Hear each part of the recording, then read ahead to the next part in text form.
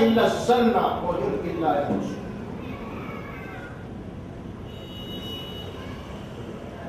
شیطان غلط عقیدوں میں مبتلا بھی کر دیا، کئی امراض کا ایسے خیالات میں مبتلا بھی کر دیا، اور پھر اس کے علاج کے لیے اپنے کارکنوں کو بٹھا بھی دیا. آپ دیکھتے ہوں گے اکثر، اس بات کو ذرا آسان کرنے کی مثال دیتا ہوں. جس دور سے ہم گزر رہے ہیں نا، لیڈرشپ کا دور ہے. اور آپ دیکھیں کئی ایسے لیڈر ہوتے ہیں جو خود جو ہے نا گڑبڑ کرا کے پھنسا دیتے، اور پھر ہمدردی جتانے کے لیے آگے چھڑاتے ہیں. گھٹاتے ہی ہو، چھڑاتے ہی ہو. تو شیطان کا بھی کام یہی ہے، آپ کو گمراہ کروایا اور پھر اس کے بعد کچھ ایسے کارندوں کو چھوڑا کہ میں اس کا علاج نہیں کرتا ہوں. تو دونوں طرف سے مار کھا رہا انسان. جہاں جا رہا ہے علاج بول کے وہاں بھی نہیں بیٹھا ہوا ہے. مثال کے طور پہ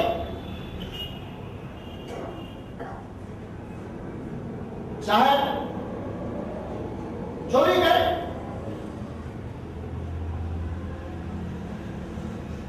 اور ظاہر ہے کہ جب چوری کرے کون تھے وہ؟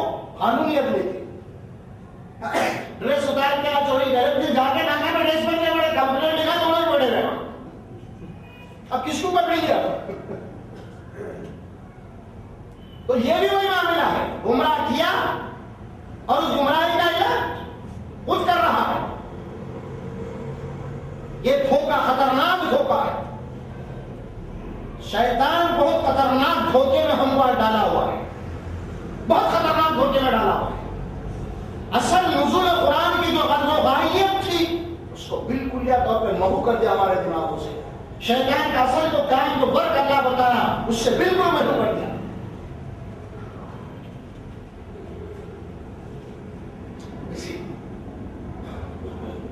اب ظاہر ہے کہ مصیبت اور پریشانی، بیمار ہو جانا، کاروبار کا نہیں چلنا، کوئی پریشانیاں آ جانا. آج کل شادی کا مسئلہ چل رہا ہے ہمارے پاس، گھروں میں بچوں کی شادیاں نہیں ہو رہی ہیں، بہت بڑا مسئلہ چل رہا ہے، ایشو ہے اس وقت. یا نحوست فلاں فلاں اس قسم کی چیزیں، اور ہم سمجھ رہے یہ سب شیطان کر رہا ہے. نعوذ باللہ من ذالک. اور اللہ فرماتے ہیں کوئی اختیار نہیں، کوئی اختیار نہیں. کسی کو بیمار ڈالنے کا کوئی اختیار نہیں، کسی کو صحت دینے کا کوئی اختیار نہیں، کسی کو مفلس اور غریب کرنے کا کوئی اختیار نہیں ہے شیطان. کسی کو مالدار اور توانگر بنانے کا کوئی اختیار نہیں ہے شیطان. کسی کی پراپرٹی کے اوپر قبضہ کرنے کا کوئی اختیار نہیں ہے. کسی کے جسم کے اوپر آ کے اس کے اوپر قابض ہو جانا کوئی اختیار نہیں ہے شیطان کا. شیطان کا یہ کام ہے ہی نہیں. یہ جو کچھ بھی ہوتا ہے اللہ کی قدرت اس کی تقدیر سے ہوتا ہے، شیطان نہیں.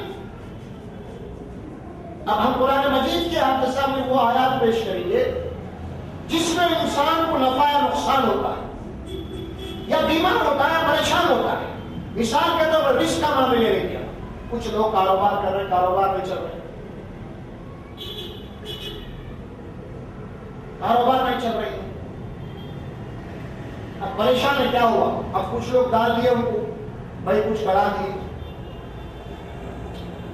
آپ کے کاروبار کے لیے، کچھ ویسا ہو گیا، کچھ ایسا ہو گیا ہے، لہذا آپ کے کاروبار نہیں چل رہا، آپ لہذا آپ فلاں میں جائیے، آپ فلاں سے علاج کروائیے، کاروبار کے لیے آپ دکان کی بندش کروائیے، فلاں فلاں. یہ ہے تصور. کاروبار نہیں چل رہی ہے، نفع نہیں آ رہا ہے. اگر ہم اس کو شیطان کی طرف منسوخ کریں گے، کوئی جن کی طرف منسوخ کریں گے، یا کاروبار چل گئے رزق آ گیا تو ہم بھی اس کو پھر یا فلاں تعویذ یا پھوک کی طرف منسوخ کریں گے، تو یہ بالکل یا عقیدہ توحید کے خلاف ہے. کیوں؟ اللہ کیا فرماتے ہیں قرآن میں؟ ان اللہ یبسط الرزق لمن یشاء ویقدر. بے شک اللہ ہی کی ذات ہے جو کسی کے لیے اس کی روزی کو تنگ کر دیتا ہے اور کسی کی روزی کو اللہ تعالیٰ پھیلا دیتا ہے، کشادہ کر دیتا ہے. اب آپ کسی کے رزق کو کم کر دینا، کسی کے رزق کو بڑھا دینا، یہ ان اللہ یبسط الرزق لمن یشاء ویقدر، بے شک وہ اللہ کی قدرت ہے، وہ اللہ ہے جو کسی کے رزق کو پھیلا دیتا ہے، ضرورت سے زیادہ دیتا ہے، اور کسی کے رزق کو اللہ تعالیٰ محدود کر دیتا ہے، کم کر دیتا ہے، یہ اللہ کی طرف سے ہے۔ اگر میں یہ کہوں کہ فلاں تو شیطان کی وجہ سے ایسا ہوا ہے تو نعوذ باللہ یہ کفر میں داخل ہے۔ اللہ کی اس آیت کا انکار ہے، ایک جگہ نہیں ہے قرآن میں، کئی جگہ آیت ہے۔ یہ تو میں جو پڑھا ہوں سورہ رات کی آیت ہے۔ جب ہم یہ اللہ خود فرمائیں اور پھر اللہ کون فرمایا؟ اللہ سورہ زاریات پڑھیے، اس میں اللہ فرما دے، کیا فرمایا؟ وہ فرمایا ذو القوۃ المتین واللہ خیر الرازقین، سب سے بہترین رزق دینے والا وہ اللہ ہے۔ اگر ہم کرتے ہیں، اگر ہمارے کاروبار نہیں چل رہے یا دکان نہیں چل رہی یا ہم تندرست ہو گئے، اگر اب یہ سمجھے کہ شیطان کی طرف سے ایسا ہو رہا ہے تو نعوذ باللہ ثم نعوذ باللہ یہ کفر ہے، فوری توبہ کیجیے، اور پھر اس کے علاج کے لیے پھر کسی جگہ کوئی تعویذ، کوئی گنڈے، کوئی من کے کوئی چھوچا ادھر جا کے آپ علاج کرائیں گے تو اور زیادہ کفر ہو جائے، کفر کے اوپر کفر، کفر کے اوپر کفر۔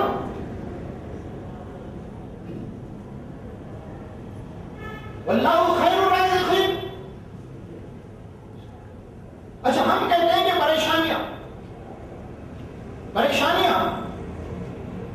تو پریشانی کس کو لیے؟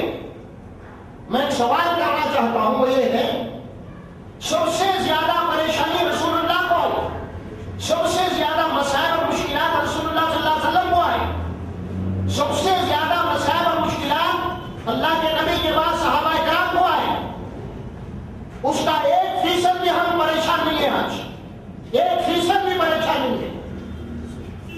یہ کیوں ہوا؟ ارے کوئی پریشانی آتی ہے، کوئی مصیبت آتی ہے، اللہ کی طرف سے بطور امتحان کے لیے آتی ہے۔ اگر ہم پریشان ہو جائیں امتحان کی وجہ ہم یہ سمجھیں کہ کوئی کرانا چھوٹا تو آپ نعوذ باللہ کوئی دوسری طاقت کو مان رہے ہیں، یہ دور دوسروں کو پکار رہے ہیں، اور اللہ فرماتا ہے بے شک میرا ہی کام ہے جو میں کر رہا ہوں، اللہ ہے کرنے والے۔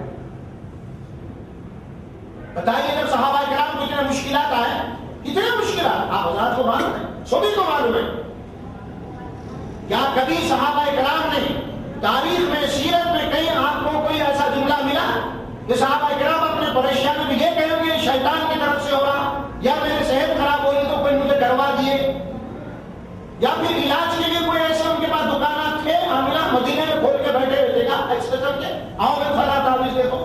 کیا رسول اللہ صلی اللہ علیہ وسلم کوئی تعویذ بندے تھے؟ کیونکہ ہمارے لیے نمونہ ذات مقدس آپ صلی اللہ علیہ وسلم کی ہے۔ جب اللہ کے نبی کوئی تعویذ نہیں بنے تو پھر صحابہ کرام، کیا کوئی صحابہ کرام صحابہ بنے تھے ان کے بعد اس قسم دھندے تھے؟ کوئی بھی ثابت کر سکتا۔ تو ظاہر ہے کہ ہمارے لیے جو نمونہ ہے، جو مقدس شخصیتیں ہیں، صحابہ کرام ہیں، یہاں جب یہ نہیں ہے تو ظاہر ہے اس کے بعد جب یہ بات آ رہی ہے تو یہ پوری کی پوری ظاہر ہے کہ شرک ہے اور حق پرستی۔ ضرور پڑا اس کو نہیں ہے پریشانی، تاریخ اٹھا کے دیکھیے، بڑے بڑے اولیاء کرام کو آئے پریشانیاں، بزرگان دین کو پریشانیاں آئے، صحابہ کرام کو آئے، تابعین کو آئے، تابع تابعین کو آئے، لیکن وہ اللہ کی طرف رجوع ہوتے تھے صرف۔ اس کے لیے قرآن مجید کی ایک آیت سورۃ البقرہ کی ہے، دیکھیے ایمان والوں کو کیا ہدایت ہے اللہ سبحانہ و تعالیٰ۔ وَإِذَا أَصَابَتْهُم مُّصِيبَةٌ قَالُوا إِنَّا لِلَّهِ وَإِنَّا إِلَيْهِ راجعون۔ جب مومنین کے اوپر کوئی مصیبت آتی ہے، کوئی پریشانی آتی ہے تو کیا کہتے ہیں؟ کیا کہتے ہیں آپ؟ آلو کہتے ہیں اِنَّا لِلَّهِ، بے شک ہم اللہ ہی کے ہیں اور اللہ ہی کی طرف ہم کو لوٹنا ہے۔ یہ نہیں بولے کہ اس وجہ سے ہو رہا، فلاں کی وجہ سے ہو رہا، فلاں کچھ کر دیے۔ آج آپ دیکھیں گے، آپ دکانوں کے، مکانوں کے، ہوٹلوں کے کچھ ایسے اپنی کے رکھنے والے آپ ہوٹلوں کو چلے جائیے، کوئی نئی ہوٹل کھل رہی ہے یا نیا کچھ کام شروع ہو رہا ہے، کوئی نیا گھر بن رہا ہے، اس کی ابتدا ہو رہی ہے، اس کا ادگھاٹن ہو رہا ہے، سمجھ میں اس کا ڈیکوریشن ہو رہا ہے، تو آپ دیکھیے آپ وہاں پہ کیا کیا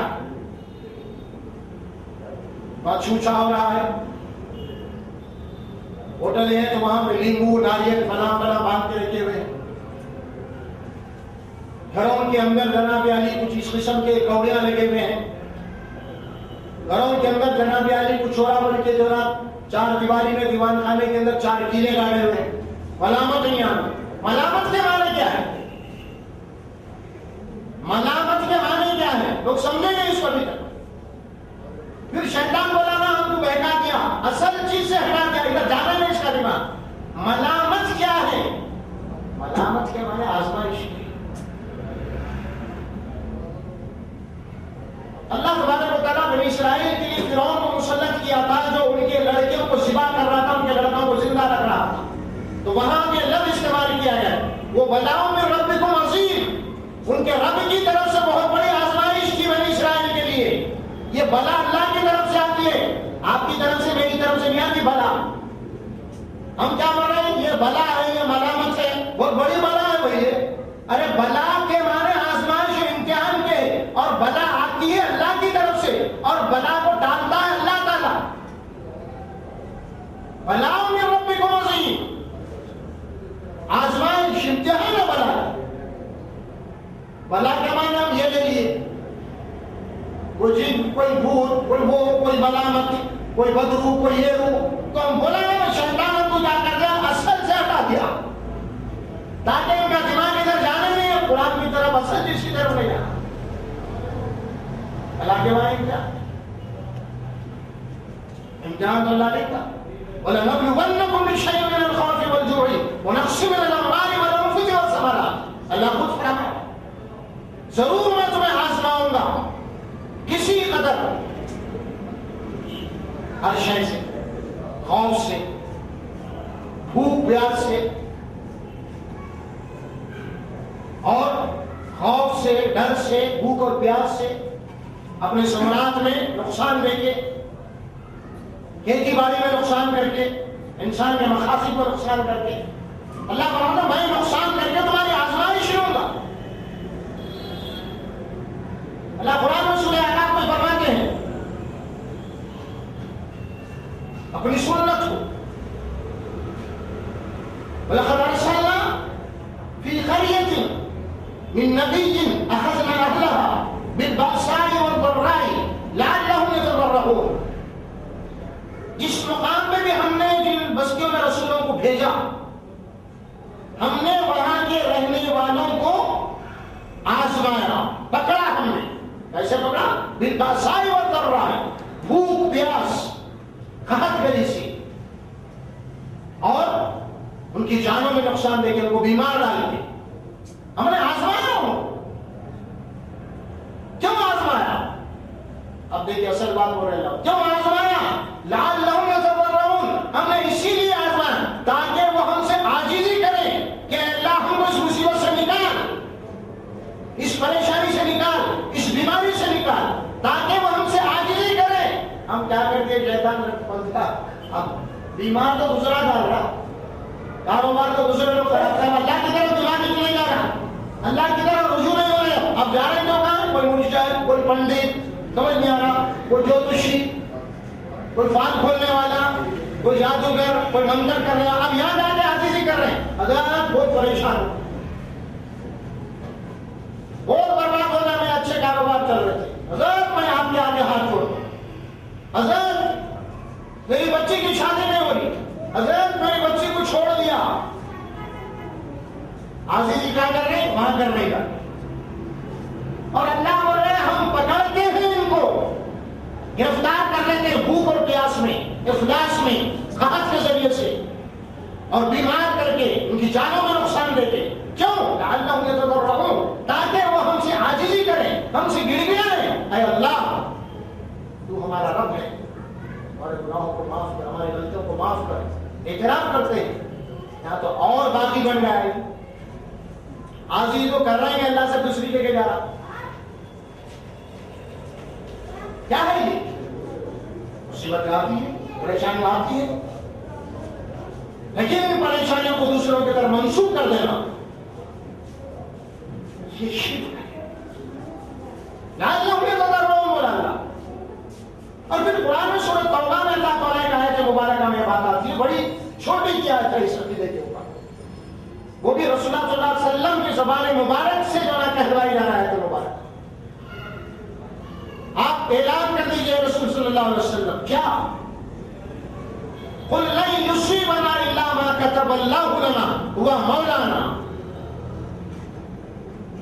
اعلان کر دیجئے اس حقیقت کو، کیا کوئی مصیبت، کوئی تکلیف، کوئی پریشانی ہم کو نہیں پہنچ سکتی، لیکن اللہ نے ہمارے لیے مقدر کر دی۔ اب اعلان کریں ہوا مولانا، اور وہی ہمارا مولا ہے، وہی کام ساتھ ہے، ہم اسی کی طرف رجوع ہونا ہے۔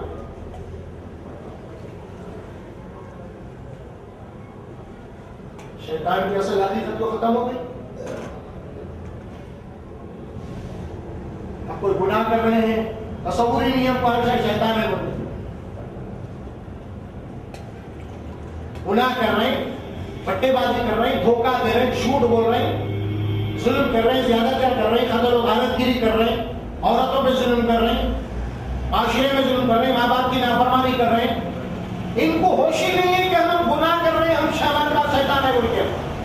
لیکن ذرا کاروبار میں کچھ کمی آ گئی، اچھے چل رہے تھے، کاروبار خراب ہو گئے یا پریشان ہو گئے یا گھر میں، اب معلوم ہے اب شیطان ہو رہا ہے۔ شیطان کا کام یہ سمجھ رہے ہیں، جبکہ یہ شیطان کا کام یہ ہے ہی نہیں، یہ تو اللہ کا کام ہے۔ آپ کو نفع اور نقصان دینا یہ اللہ کا کام نہیں، یہ شیطان کا نہیں ہے۔ اور جتنے کام جو کر رہے ہیں آپ، یہ شیطان کے دراصل شیطان آپ کو یہ چاٹی دے گیا۔ اللہ کے جو کام ہے، اللہ کے جو کام ہے اس کے مطابق شیطان آپ کو تصور دے رہا ہے کہ یہ میرا کام ہے، خدا بن کے بیٹھ گیا۔ اب ہم بولے شیطان پریشان کر دیا، شیطان گھر پہ قبضہ کر لیا، جن آ گیا، کاروبار خراب ہونے نہیں چل رہے، اب یہ شیطان سمجھ رہے ہیں۔ اسی طرح یہ تصور شیطان کا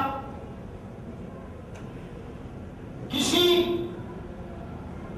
وقت کو، کسی تاریخ کو، کسی دن کو، کسی شخصیت کو، کسی شے کو منحوس سمجھنا۔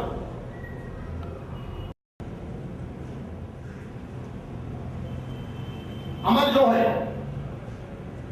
کسی شے کو، کسی دن کو، کسی مقام کو، کسی تاریخ کو، کسی مہینے کو، کسی شخصیت کو منحوس سمجھنا یا اس سے کوئی فائدہ یا کوئی نقصان کا تصور آنا، یہ بھی شرک کے عقائد میں سے عقیدہ ہے۔ کوئی شے ایسی نہیں ہے، یا اسی طرح کچھ کوڑیاں، کچھ پتھرے تراشے ہوئے جو انگوٹھیوں میں ہوتے ہیں، یا کچھ بھیلانے، یا کچھ لیموا، یا کچھ مرچیاں، یا کچھ سندور، یا اسی طرح اور بھی کوئی اشیاء ہوتے ہیں، جیسے ریچھ کا ناخن، شیر کا ناخن، بلی کا دانت، یہ ساری ایسی چیزیں اس سے متعلق ہوتے ہیں۔ اسی لیے حدیث میں بات آئی، ان الرقى والتمائم والطول شرک، چھوچا، جھاڑ پھونک، تعویذ کا لٹکانا، یہ کوڑیاں ہیں، یہ شرک ہے، یہ شرک بے بنیاد چیزیں۔ اسی طرح وہ پتھر جو تراشے ہوئے ہوتے ہیں، انگوٹھیاں میں اتنے لوگ یہ سمجھتے ہیں یہ قسمت بدلنے والے ہیں، ہماری قسمت پر اثر انداز ہوتے ہیں۔ پتھروں کے متعلق بھی بہت عقیدے، وہ بت پرستوں میں الگ ہے، لیکن یہ لوگ بتانے چھوٹے چھوٹے جو انگوٹھیوں میں پہنے ہوئے پتھر کے اوپر عقیدہ۔ ارے انسان اشرف المخلوقات ہے، پوری مخلوق کے اوپر بھاری افضل مخلوق ہے، اس کے اوپر کوئی دوسری چیز کا اثر کیسے ہو سکتا ہے؟ ہاں، انسان کا اثر دوسرے چیزوں میں ہوتا ہے، انسان دوسرے چیزوں پہ، دوسرے اشیاء پہ، دوسرے مخلوقات کے اوپر بااثر ہو سکتا ہے، لیکن دوسری کوئی مخلوق انسان کے اوپر بااثر نہیں ہو سکتی۔ اس کی وجہ یہ ہے آدم انسان کو ساری مخلوق کے اوپر بھاری بنایا ہے، افضل المخلوقات اسی لیے کوئی چیز بھی آج تک انسان کے اوپر حاوی نہیں ہو سکی. انسان ہر شے پہ حاوی ہو گیا. شیر پہ کنٹرول کر لیا, بڑی بڑی جاندار چیزوں پہ کنٹرول کر لیا, آج جان کی سیر کر رہا ہے, کائنات میں ہر چیز کے اوپر اثر ہو گیا ہے, لیکن انسان کے اوپر کوئی چیز نہیں. انسان اشرف المخلوقات ہے. اشرف المخلوقات قرآن نے اعلان فرمایا وَلَقَدْ كَرَّمْنَا بَنِي آدَمَ وَحَمَلْنَاهُمْ فِي الْبَرِّ وَالْبَحْرِ وَرَزَقْنَاهُم مِّنَ الطَّيِّبَاتِ وَفَضَّلْنَاهُمْ عَلَىٰ خَلْقٍ مِّمَّن تَفْضِيلًا. ہم نے انسان کو زمین کے اوپر بہت بڑا مکرم بنایا. پوری مخلوق کا ہیرو ہے انسان. انسان وہ مخلوق ہے جس کے باپ کے آگے فرشتوں نے سجدہ کیا, آدم کیا, فرشتے جس کے تابع ہیں. انسان وہ مخلوق ہے, لیکن اتنی بھاری مخلوق, اتنی مکرم مخلوق, اتنی مشرف مخلوق, اتنی فضیلت والی مخلوق کا عقیدہ یہ ہے کہ وہ کم ترین حقیر ترین چیز کو سمجھتا ہے یہ میرے بگڑی بنا رہا. اس پتھر کو جو نگین آپ بنا رہے ہیں آپ وہ ڈگر دیتے ہیں, سمجھ رہے ہیں کہ آپ کی قسمت کے اوپر بڑا اثر ہونے والا ہے. ذرا غور کرو, یہ اب تک پتھر تھا, یہ پتھر تھا, لیکن انسان کے تراشنے کی وجہ سے ہیرا بنا. لیکن انسان جب تک نہیں تراشا تھا وہ پتھر تھا, لیکن انسان تراش کے جب ہیرا بنا تو انسان کا کمال ہے, اس کو ہیرا بنایا ہے, لیکن وہ ہیرے کا کمال نہیں ہے جو انسان کو باز رکھتا ہے.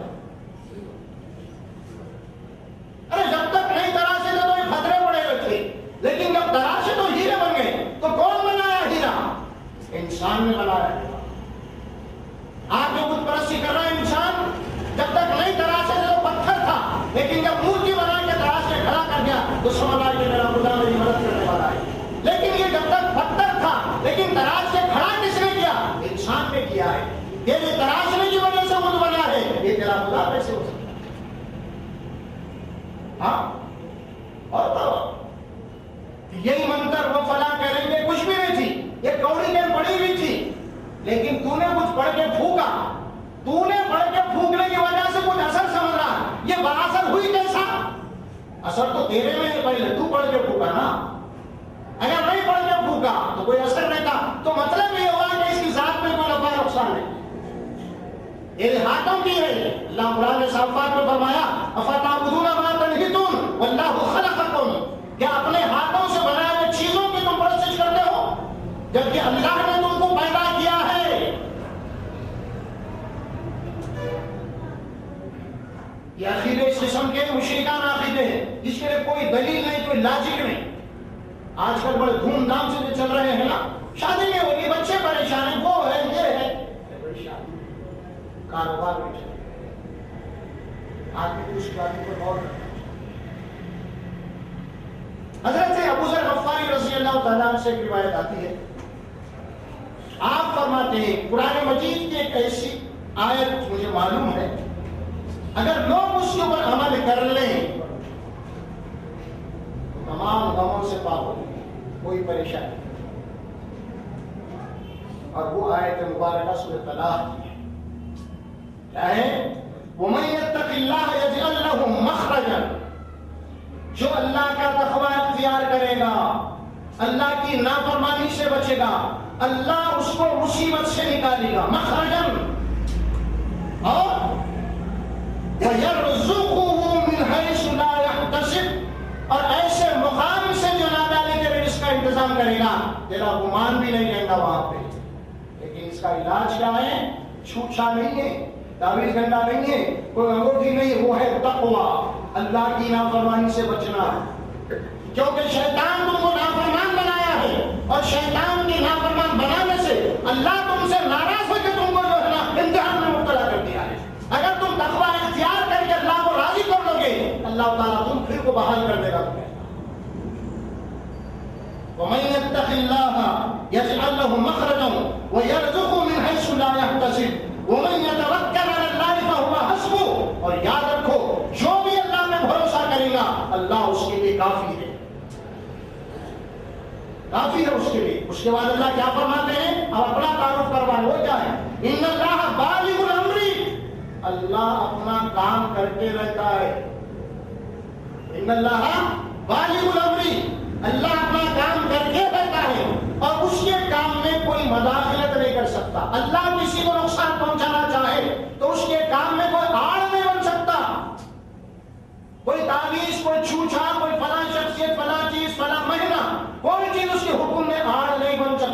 اللہ بالغ امری، اللہ اپنے کام کو اپنے حکم کو نافذ کر کے رکھتا ہے. اور اس کے بعد اللہ نے فرمایا قد جعل اللہ لکل شیء قدرا، اللہ نے ہر شے کی تقدیر بنا دی. اسی کے مطابق یہ چیز ہوتی ہے. سوچئے اور بھی یہ قاعدہ لیجیے. تعویذ منڈے کیا ہے؟ ڈاکو کیا ہے؟ شیطان کیا ہے؟ کیا ہے شیطان؟ شیطان خود ہم کو غلط فہمی میں ڈال دیا. میرا کام یہ نہیں ہے بول کے بتا دے ڈالا کہ اللہ بولے اصل کام اس کا وہی ہے نافرمانی کرانا، اور انہیں بولا میرا کام یہ ہے. اور پھر آپ دیکھیے یہ جو عقیدہ ہے، کسی شخصیت کو منحوس سمجھنا، کسی دین کو منحوس سمجھنا، کسی رات کو منحوس سمجھنا، کسی شے کو منحوس سمجھنا، یہ عقیدہ بہت قدیم ہے. قرآن سے ہمیں یہ معلوم ہوتا ہے کہ یہ عقیدہ بہت پرانا ہے، لیکن فرعون کا یہی عقیدہ، فرعون اور فرعون کے پیروکار. سورہ اعراف میں اللہ سبحانہ و تعالیٰ فرماتے ہیں وَإِن تُصِبْهُمْ سَيِّئَةٌ، جب ان کے اوپر کوئی مصیبت آتی ہے، پریشانی آتی ہے، تو کیا کہتے ہیں ہمارے يَطَّيَّرُ بِمُوسَىٰ وَمَعَاهُ، يَطَّيَّرُ بِمُوسَىٰ وَمَعَاهُ، یہ موسیٰ اور اس کے ساتھیوں کی وجہ سے مصیبت آ رہی ہے. دیکھو آپ فرعون کا عقیدہ ہے، کسی چیز میں نحوست پانا فرعون اور فرعون کے پیروکاروں کا ہے، اور وہ بھی موسیٰ علیہ السلام کو منحوس بول رہا ہے، اور موسیٰ علیہ السلام کی امت کو منحوس بول رہے ہیں لوگ. یطیر بموسیٰ ومعاہ، اور اللہ فرماتے ہیں الا انما طائر من عند اللہ ولکنہم لا یعلمون ولکن اکثرهم لا یعلمون. ارے ایسا نہیں ہے نحوست یا برکت موسیٰ علیہ السلام یا کسی اور سے نہیں ہے، یہ تو اللہ کی طرف سے ہے، لیکن انسان صرف نہیں جانتے.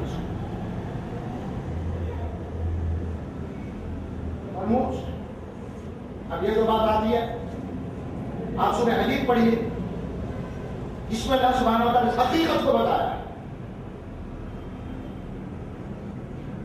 سورہ حدید ما اصاب من مصیبت فی الارض ولا فی انفسکم الا فی کتاب من قبل ان نبرأ ان ذلک علی اللہ یسیر. جو مصیبت بھی، جو پریشانی بھی زمین سے ہو یا تمہاری جانوں میں آتی ہے، تم کو تمہاری پیدائش سے، کائنات کی پیدائش سے پہلے ہم نے تقدیر بنائی، کوئی بدل نہیں سکتا. تمہاری پیدائش سے پہلے،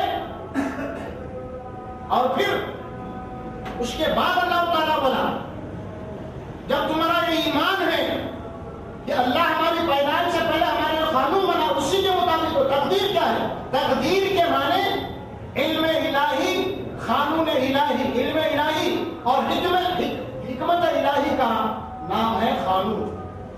اللہ نے تقدیر بنایا ہے، وہ تقدیر اپنے علم، اپنے حکمت سے بنا کے اس کا قانون بنایا ہے.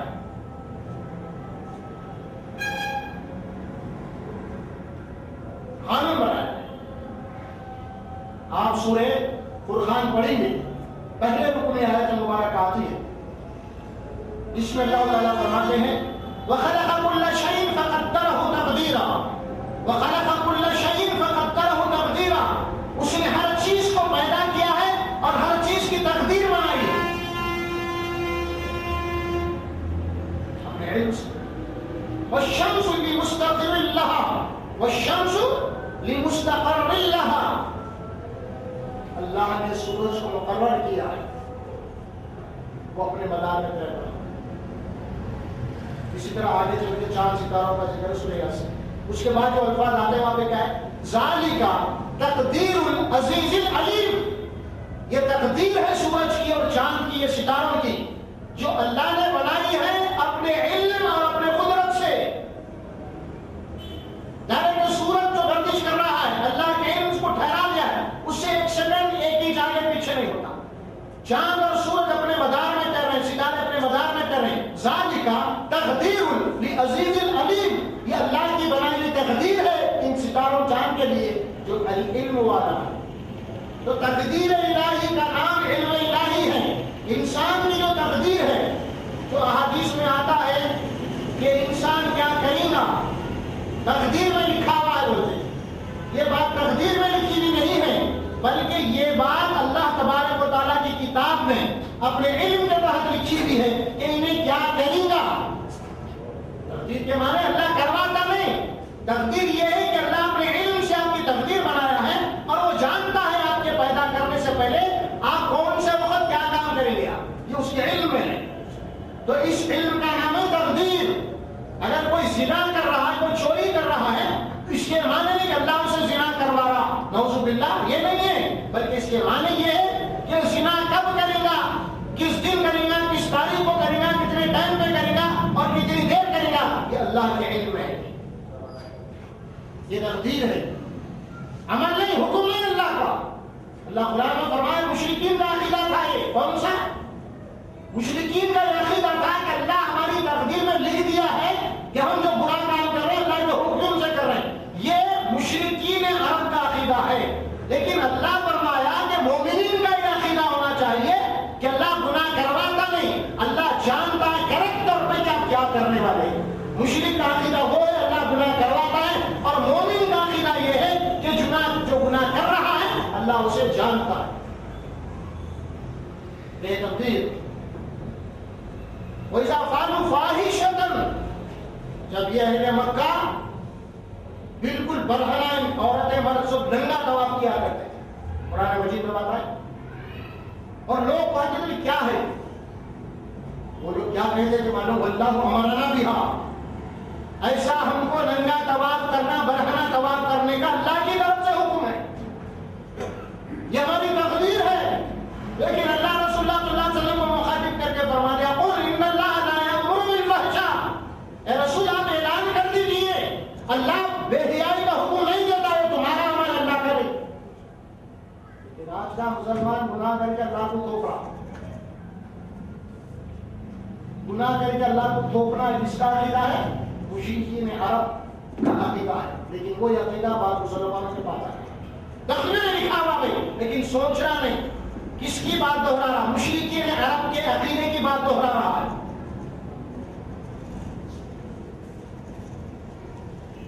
اور پھر اللہ قرآن میں فرما دیا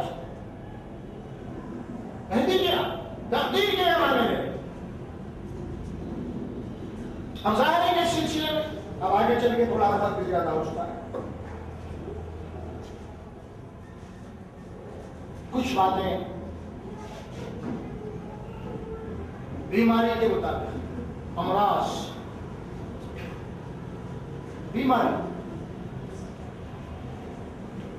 بیماری کیا ہے؟ لوگ یہ سمجھتے ہیں، ابھی بتایا میں کچھ شیطان و جن کی طرف سے انسان بیمار ہوتا ہے، ایسا نہیں۔ شیطان کا کیا اختیار تھا جو قرآن میں سورہ ابراہیم میں فرمایا ہے؟ شیطان کا اختیار کیا ہے؟ سورہ ابراہیم شیطان کا کچھ قول ہے جو کہے گا کہ نشے کے اللہ مجھے کوئی اختیار نہیں دیا تمہارے اوپر۔ کیا اختیار دیا اللہ مجھے؟ انما دعوتکم فاستجبتم لی فلا تلومونی ولوموا انفسکم الا دعوتکم فاستجبتم لی۔ اللہ مجھے جو اختیار دیا صرف تمہارے دلوں میں وسوسہ ڈالنا یا تم کو دعوت دینا، بس ہاتھ پکڑ کے لے جانے کا اختیار مجھے نہیں دیا، دعوت دینے کا اختیار دیا۔ دعوت اللہ دعوتکم، میں نے تم کو دعوت دی، فاستجبتم لی، اور تم نے میری دعوت کو قبول کر لیا۔ فلا تلومونی ولوموا انفسکم، میرے اوپر ملامت کرو، مجھے مت کوسو، اپنے آپ کے اوپر کوسو، اپنے آپ میں ملامت کر لو۔ کیوں؟ میں تم کو پکڑ کے نہیں لے کے گیا، میرا کام وسوسہ ڈالنا، یوسوس فی صدور الناس الخناس، وسوسہ ڈال دینا، پیچھے ہٹ جانا۔ تم کو ایڈریس کرنا ہے، صرف کیا کرنا ہے، وہ ایڈریس کیا ہے؟ شیطان کا کام کیا ہے؟ خالی میرا کام پوسٹر لگا دینا ہے، پوسٹر لگا دیں گے، تھیٹر کا نام ٹائم ٹیبل ڈال دینا، باقی ٹکٹ کا خریدنا، جانا، لینا، دیکھنا، یہ سب تمہارا کام۔ میرا کام صرف شراب کھانے کا پتہ بتا دینا ہے، باقی کا کام بوتل خریدنا پینا جھوٹنا تمہارا کام ہے، میرا نہیں ہے، یہ تمہارا کام ہے۔ میرا کام ایڈریس کرنا ہے، میرا کام یہ نہیں ہے، میرا کام تو یہ نہیں ہے خالی پلاٹ پڑا ہوا 2 دن سے دیکھ کوئی بھی یار بہت زمانے ہو گئے، اب باقی کا کام ڈاکومنٹ بنا دینا یہ کر لینا رجسٹری کروانا سب تمہارا کام، میرا نہیں۔ میرا کام صرف برائی کی طرف ایڈریس کرنا ہے، برائی کی طرف بتا دینا ہے، دعوت دینا ہے، باقی کا کام تمہارا ہے۔ الا ان دعوتکم فاستجبتم لی فلا تلومونی ولوموا انفسکم، یہ شیطان۔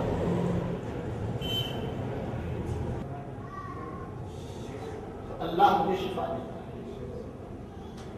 شفا دیتا ہے۔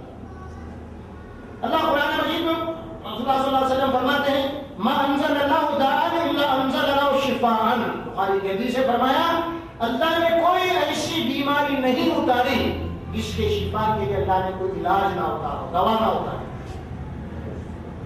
کیا فرمایا؟ ما انزل اللہ داء الا انزل له شفاء۔ دوسری حدیث مسلم شریف کی ہے لکل داء دواء فاذا اصیبوا دواء الدواء بلا باذن اللہ۔ جب کوئی بیمار ہے اس کے بعد جب وہ دوا کرتا ہے، جب دوا اس کے بیماری سے مناسب ہو جاتی ہے تو وہ بیماری اللہ کے حکم سے دور ہو جاتی ہے۔ اور دوسری حدیث میں ایک بات آتی ہے کہ اللہ نے ہر بیماری کے لیے دوا نازل کی ہے، ہر بیماری کا علاج ہے۔ اس کے بعد صلی اللہ علیہ وسلم فرماتے ہیں من عملہ ومن جہلہ جہلہ، بیماری آئی ہر بیماری کا علاج ہے، لیکن جو بیماری کا نسخہ یا دوا تحقیق کر لیا تحقیق کر لیا، اور جو جاہل رہا تحقیق نہیں کر رہا اس کا علاج کیا ہے؟ وہ جاہل مر گیا۔ یہ بیماری تقدیر۔ صحابہ نے پوچھا یا رسول اللہ صلی اللہ علیہ وسلم تقدیر ہے تو جب بیماری ہے تو تقدیر ہے تو ہم علاج کیوں کروانا؟ اللہ کے نبی نے فرمایا کہ بیماری آنا بھی تقدیر ہے، علاج کرانا بھی تقدیر ہے، قانون سے ہو رہا اللہ ہے۔ میں اس کو آگے اور بڑھاؤں گا، بھوک لگنا بھی تقدیر ہے، کھانا کھانا بھی تقدیر ہے، پیدا ہونا بھی تقدیر ہے، مرنا بھی تقدیر ہے، غریب ہونا بھی تقدیر ہے، امیر ہونا بھی تقدیر ہے، اولاد کا ہونا بھی تقدیر ہے، اولاد سے محروم رہنا بھی تقدیر ہے، سب تقدیر ہے۔ یہ تقدیر کی بہترین مثال آپ کو دوں میں، اللہ کے نبی صلی اللہ علیہ وسلم نے فرمایا اگر کہیں میں کوئی پلک کوئی ایسی بیماری پھیل گیا ہیضہ وغیرہ، حکم دیا جس مقام میں پلک کی بیماری ہے خبردار وہاں ہی رہنا، وہاں سے بھاگ جانا، منع کر دیا اسے، اور دوسروں کو منع کر دیا خبردار اس مقام میں نہیں جانا۔ اور فرمایا بعض حدیث میں تو جس مقام میں پلک ہے وبا پھیلی ہوئی ہے اس مقام سے بھاگنے والا گویا کہ جنگی محاذ سے بھاگنے والے کی برابر ہے۔ اور کیجیے آپ 1400 سال پہلے رسول اللہ صلی اللہ علیہ وسلم کی بات فرمائے تھے، کیونکہ یہ وبائی بیماری ہے، ایک نکل کے دوسری طرف بھاگے گا تو وہاں بھی پھیل، خبردار نہیں نکلنا بولے، اور بولا کوئی دوسرا داخل نہیں ہونا۔ اور ایک حدیث تقدیر کے متعلق فرما دو، عمر فاروق رضی اللہ تعالیٰ ایک مقام کے اوپر پلک کی بیماری ہیضہ پھیل گیا، حضرت عمر فاروق جا رہے ہیں، صحابہ کرام کے ساتھ معلوم ہوا تو آپ وہاں سے لوٹ رہے، واپس ہو جا رہے، داخل میں صحابہ پوچھے یا امیر المومنین کیا آپ تقدیر سے بھاگ رہے ہیں؟ جواب سنیے کیا ہے؟ ہاں میں ایک تقدیر سے دوسری تقدیر کی طرف بھاگ رہا ہوں،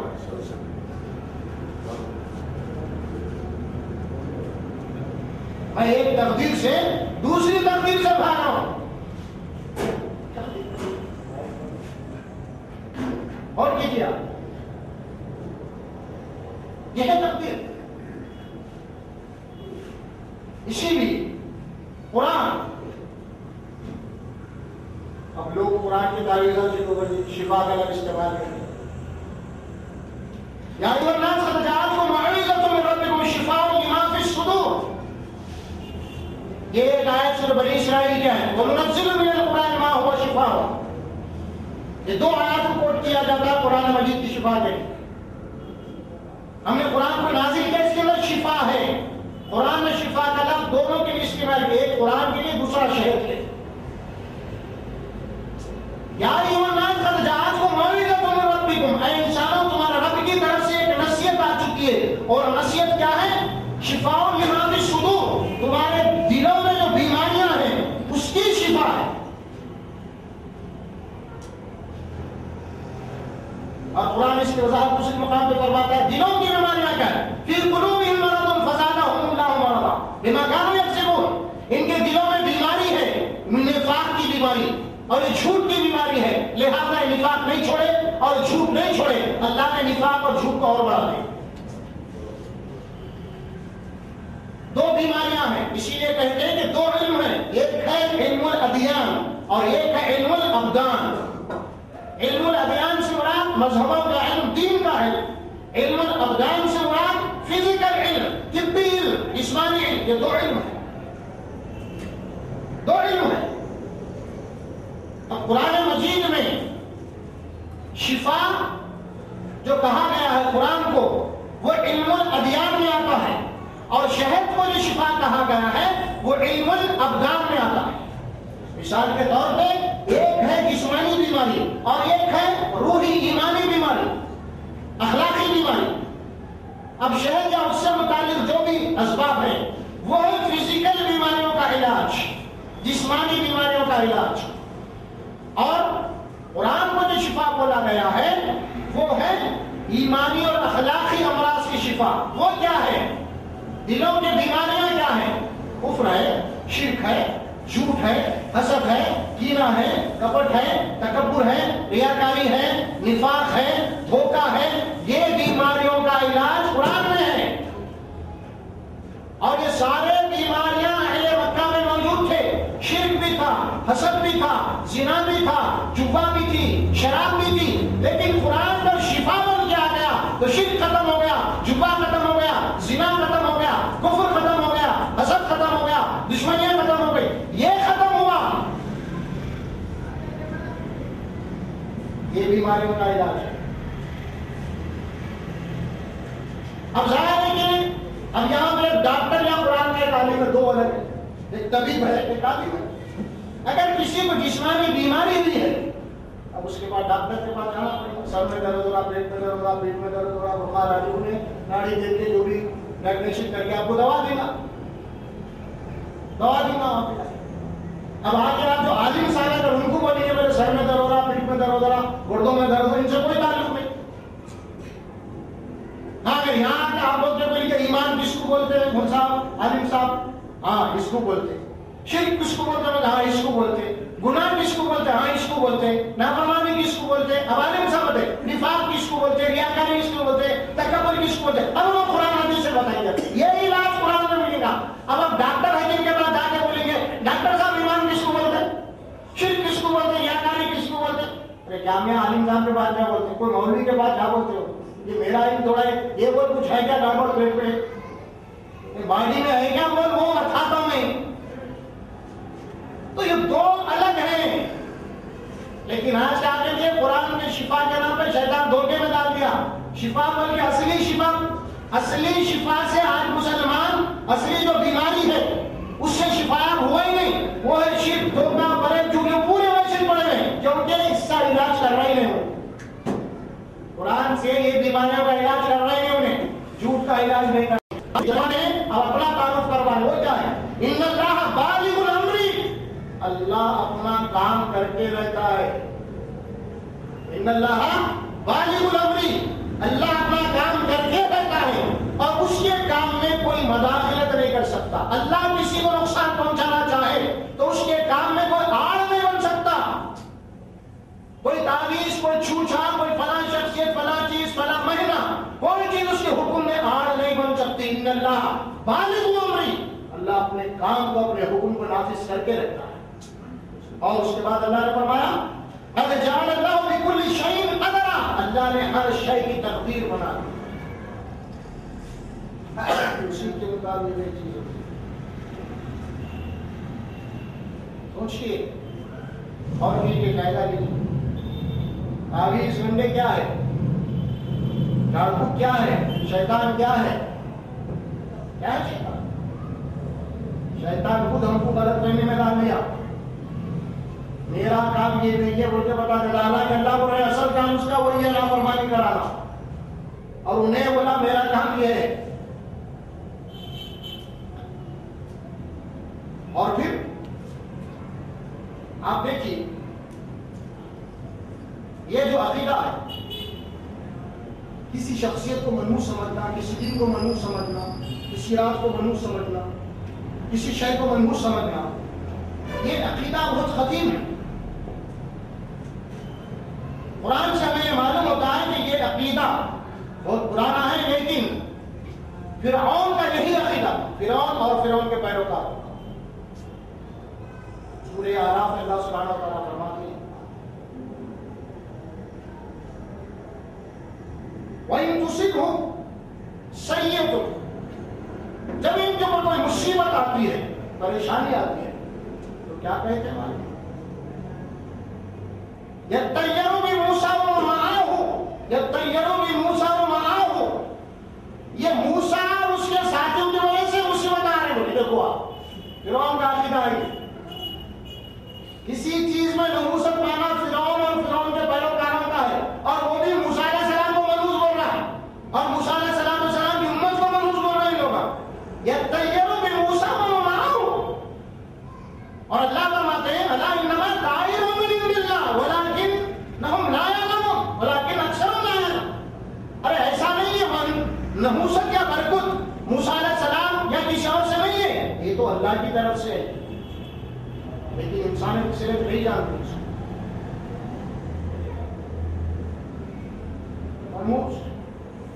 اب یہ جو بات آتی ہے, آپ سورہ حدید پڑھیے, جس میں اللہ سبحانہ و تعالیٰ نے حقیقت کو بتایا ہے. سورہ حدید ما اصاب من مصیبت فی الارض ولا فی انفسکم الا فی کتاب من قبل ان نبرأ ان ذلک علی اللہ یسیر. جو مصیبت بھی, جو پریشانی بھی زمین سے ہو یا تمہاری جانوں میں آتی ہے, تم کو تمہاری پیدائش سے, کائنات کی پیدائش سے پہلے ہم نے تقدیر بنایا, کوئی بدل نہیں سکتا. تمہاری پیدائش سے پہلے, اور پھر اس کے بعد اللہ تعالیٰ بولا جب تمہارا یہ ایمان ہے کہ اللہ ہماری پیدائش سے پہلے ہمارے قانون بنا, اسی کے مطابق. تقدیر کیا ہے؟ تقدیر کے معنی علم الہی, قانون الہی, علم الہی, اور حکمت الہی کا نام ہے قانون. اللہ جو تقدیر بنایا ہے وہ تقدیر اپنے علم, اپنے حکمت سے بنا کے اس کا قانون بنایا ہے.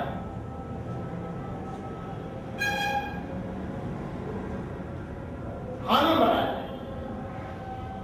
آپ سورہ فرقان پڑھیں گے, پہلے رکن میں آیت مبارک آتی ہے جس میں اللہ تعالیٰ فرماتے ہیں وَخَلَقَ كُلَّ شَيْءٍ فَقَدَّرَهُ تَقْدِيرًا وَخَلَقَ كُلَّ شَيْءٍ فَقَدَّرَهُ تَقْدِيرًا. اس نے ہر چیز کو پیدا کیا ہے اور ہر چیز کی تقدیر بنائی ہے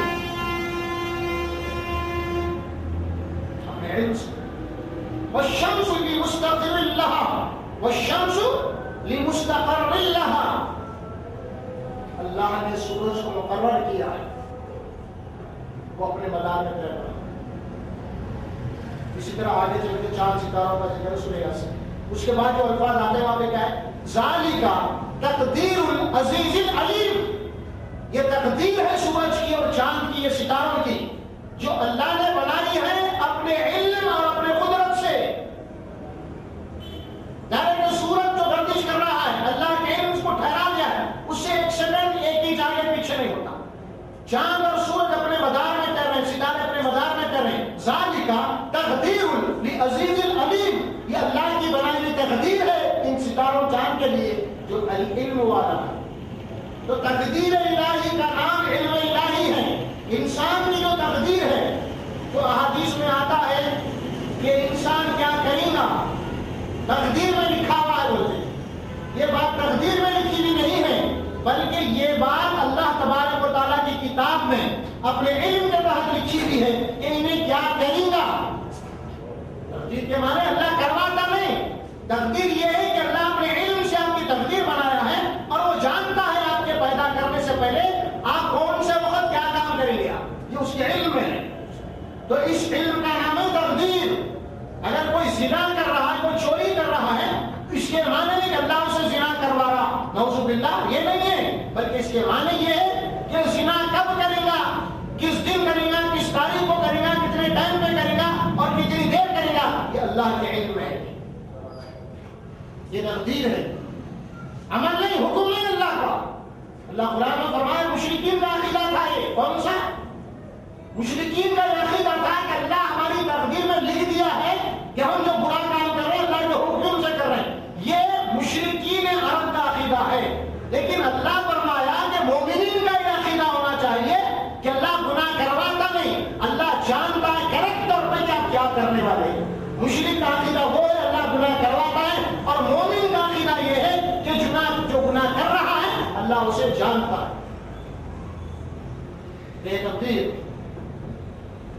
وَإِذَا فَعَلُوا فَاحِشَةً جب یہ اہل مکہ بالکل برہنہ عورتیں مرد سب ننگا طواف کیا کرتے تھے قرآن مجید میں بات ہے اور لوگ کہتے تھے کیا ہے وہ لوگ کیا کہتے تھے معلوم اللہ امرنا بہا ایسا ہم کو ننگا طواف کرنا برہنہ طواف کرنے کا اللہ کی طرف سے حکم ہے. یہ ہماری تقدیر ہے.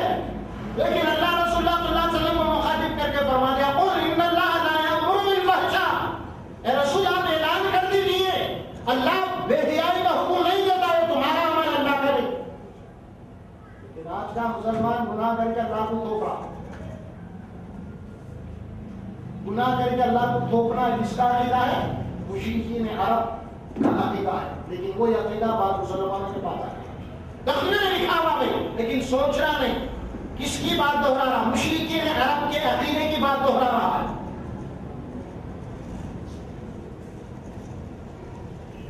اور پھر اللہ قرآن میں فرما دیا کہہ دیجیے تقدیر کے معنی میں.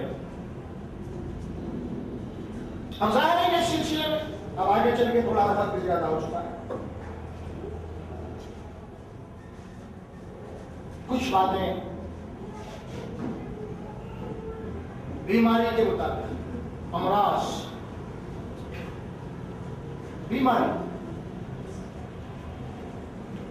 بیماری کیا ہے لوگ یہ سمجھتے ہیں کہ بتایا میں شیطان کو جن کی طرف سے انسان بیمار ہوتا ہے. ایسا نہیں. شیطان کا کیا اختیار تھا جو قرآن میں سورہ ابراہیم میں فرمایا ہے. شیطان کا اختیار کیا ہے سورہ ابراہیم شیطان کا کچھ قول ہے جو کہے گا کلا شکے اللہ مجھے کوئی اختیار نہیں دیا تمہارے اوپر. کیا اختیار دیا اللہ مجھے انما دعوتکم فاستجبتم لی فلا تلومونی ولوموا انفسکم الا دعوتکم فاستجبتم لی. اللہ مجھے جو اختیار دیا صرف تمہارے دلوں میں وسوسہ ڈالنا یا تم کو دعوت دینا بس. ہاتھ پکڑ کے لے جانے کا اختیار مجھے نہیں دیا. دعوت دینے کا اختیار دیا دعوت الا دعوتکم میں نے تم کو دعوت دی فاستجبتم لی اور تم نے میری دعوت کو قبول کر لیا. فلا تلومونی ولوموا انفسکم میرے اوپر ملامت کرو مجھے مت کوسو اپنے آپ کے اوپر کوس لو اپنے آپ میں ملامت کر لو. کیوں میں تم کو پکڑ کے نہیں لے کے گیا میرا کام وسوسہ ڈالنا یوسوس فی صدور الناس الخناس وسوسہ ڈال دینا پیچھے ہٹ جانا. تم کو ایڈریس کرنا ہے صرف کیا کرنا ہے وہ ایڈریس کیا ہے شیطان کا کام کیا ہے خالی میرا کام پوسٹر لگا دینا ہے. پوسٹر لگا دیں گے تھیٹر کا نام ٹائم ٹیبل ڈال دینا باقی ٹکٹ کا خریدنا جانا لینا دیکھنا یہ سب تمہارا کام. میرا کام صرف شراب کھانے کا پتہ بتا دینا ہے باقی کا کام ہوٹل خریدنا پینا جھوٹنا تمہارا کام ہے میرا نہیں ہے. یہ تمہارا کام ہے میرا کام ایڈریس کرنا ہے.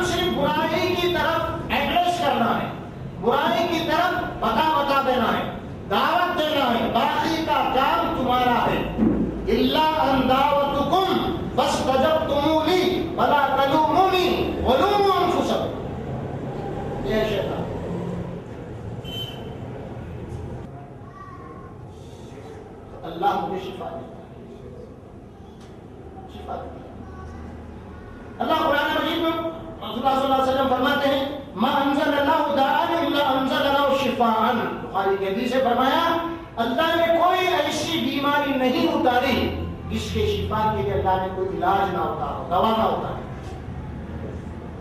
کیا فرمایا؟ ما انزل اللہ داء الا انزل له شفاء۔ دوسری حدیث مسلم شریف کی ہے، لکل داء دواء فاذا اصیبوا دواء الدواء بلا باذن اللہ۔ جب کوئی بیمار ہے اس کے بعد جب وہ دوا کرتا ہے، جب دوا اس کے بیماری سے مناسب ہو جاتی ہے تو وہ بیماری اللہ کے حکم سے دور ہو جاتی ہے۔ اور دوسری حدیث میں ایک بات آتی ہے کہ اللہ نے ہر بیماری کے لیے دوا نازل کی ہے، ہر بیماری کا علاج۔ اس کے بعد صلی اللہ علیہ وسلم فرماتے ہیں من عملہ ومن جہلہ جہلہ، بیماری آئی ہر بیماری کا علاج ہے، لیکن جو بیماری کا نسخہ یا دوا تحقیق کر لیا اور جو جاہل رہا تحقیق نہیں کرا اس کا علاج کیا ہے، وہ جاہل مر گیا۔ یہ بیماری تقدیر۔ صحابہ نے پوچھا یا رسول اللہ صلی اللہ علیہ وسلم تقدیر ہے تو جب بیماری ہے تو تقدیر ہے تو ہم علاج کیوں کروانا؟ اللہ کے نبی نے فرمایا کہ بیماری آنا بھی تقدیر ہے، علاج کرانا بھی تقدیر ہے، قانون سے اور اللہ کے۔ میں اس کو آگے اور بڑھاؤں گا۔ بھوک لگنا بھی تقدیر ہے، کھانا کھانا بھی تقدیر ہے، پیدا ہونا بھی تقدیر ہے، مرنا بھی تقدیر ہے، غریب ہونا بھی تقدیر ہے، امیر ہونا بھی تقدیر ہے، اولاد کا ہونا بھی تقدیر ہے، اولاد سے محروم رہنا بھی تقدیر ہے، تو تقدیر ہے۔ تقدیر کی بہترین مثال آپ کو دوں میں، اللہ کے نبی صلی اللہ علیہ وسلم نے فرمایا اگر کہیں میں کوئی پلک، کوئی ایسی بیماری پھیل گئی، ہیضہ وغیرہ، حکم دیا جس مقام پر پلک کی بیماری ہے خبردار وہاں ہی رہنا، وہاں سے بھاگ جانا، منع کر دیا اسے، اور دوسروں کو منع کر دیا خبردار اس مقام پہ نہیں جانا۔ اور فرمایا بعض حدیث میں تو جس مقام پہ پلک ہے، وبا پھیلی ہوئی ہے، اس مقام سے بھاگنے والا گویا کہ جنگی محاذ سے بھاگنے والے کی برابر ہے۔ اور کیجیے آپ 1400 سال میں رسول اللہ صلی اللہ علیہ وسلم کی بات فرمائے تھے، کیونکہ یہ وبائی بیماری ہے، ایک نکل کے دوسری طرف بھاگے گا تو وہاں بھی پھیل، خبردار نہیں نکلنا بولے، اور بولا کوئی دوسرا داخل نہیں ہونا۔ اور ایک حدیث تقدیر کے متعلق فرما دو، عمر فاروق رضی اللہ تعالیٰ ایک مقام کے اوپر پلک کی بیماری ہیضہ پھیل گیا، حضرت عمر فاروق جا رہے ہیں، صحابہ کرام کے ساتھ معلوم ہوا تو آپ وہاں سے لوٹ رہے، واپس ہو جا رہے، داخل ہیں۔ صحابہ پوچھے یا امیر المومنین کیا آپ تقدیر سے بھاگ رہے؟ جواب سنیے کیا ہے، ہاں میں ایک تقدیر سے دوسری تقدیر کی طرف بھاگ رہا ہوں۔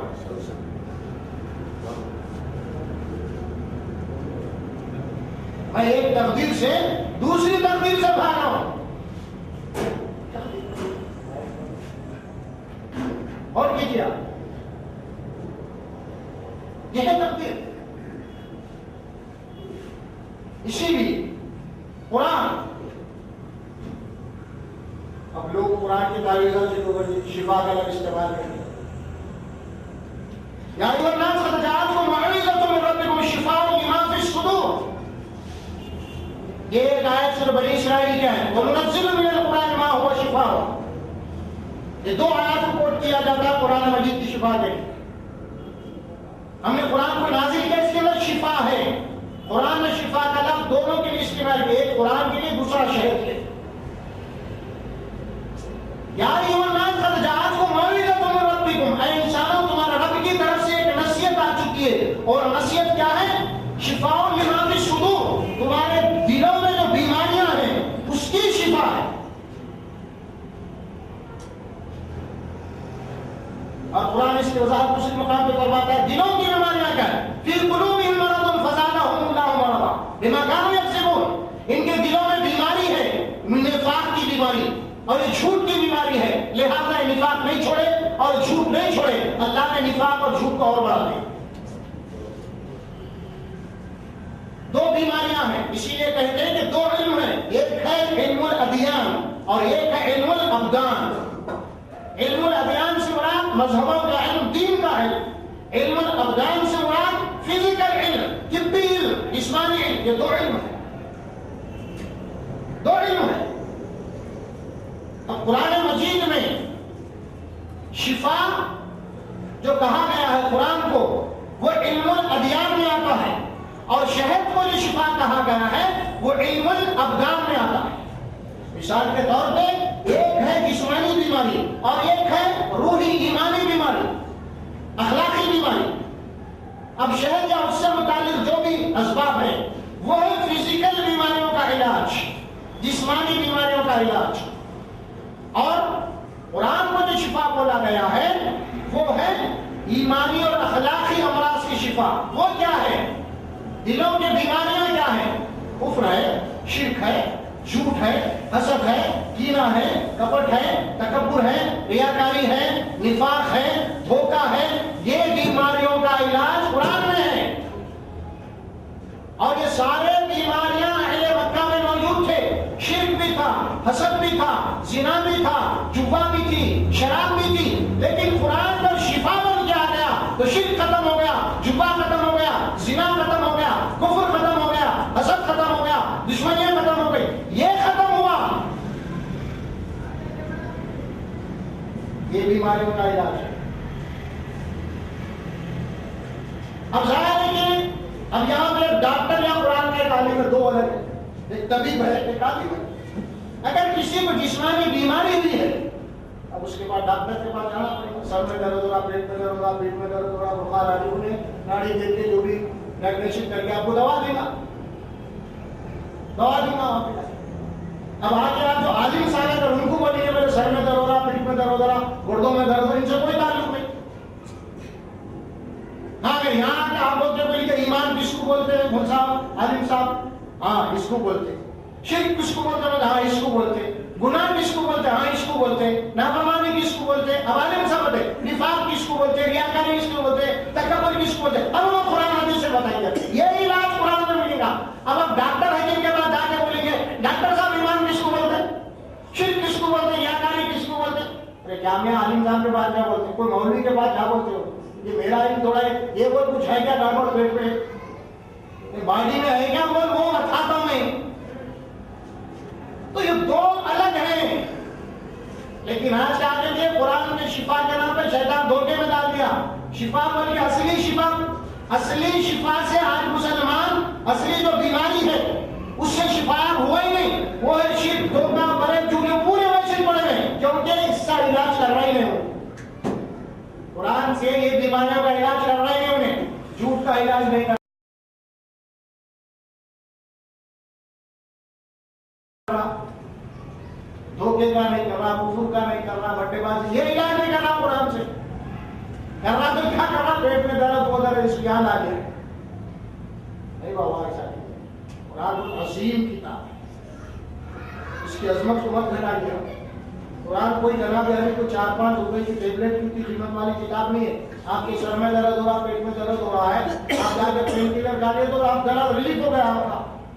وہ 5 روپے 10 روپے کی گولی کی قرآن کے مقابلے میں لا رہا اس کو. ہاں اس کی عظمت کو گھٹا رہا. ارے وہ کتاب ہے، اگر پہاڑ پہ نازل کر دیتا تو پہاڑ پھٹ جاتا. لیکن اس کو جو سر کے درد کے لیے استعمال کر رہا وہ 5 روپے کی گولی کے برابر بنا رہا قرآن کو.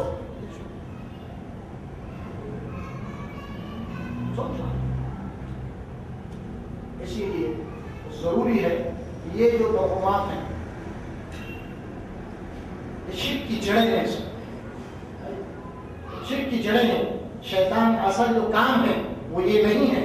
شیطان اصل کام یہ ہے کہ ہم کو قرآن کی تعلیمات سے اس کے عمل کرنے سے ہم کو محروم کر کے، رسول اللہ صلی اللہ علیہ وسلم کی سنت کے اوپر عمل کرنے سے ہم کو محروم کر کے، ہم کو جنت سے محروم کر کے دوزخ میں پہنچانے کا کام شیطان کا ہے.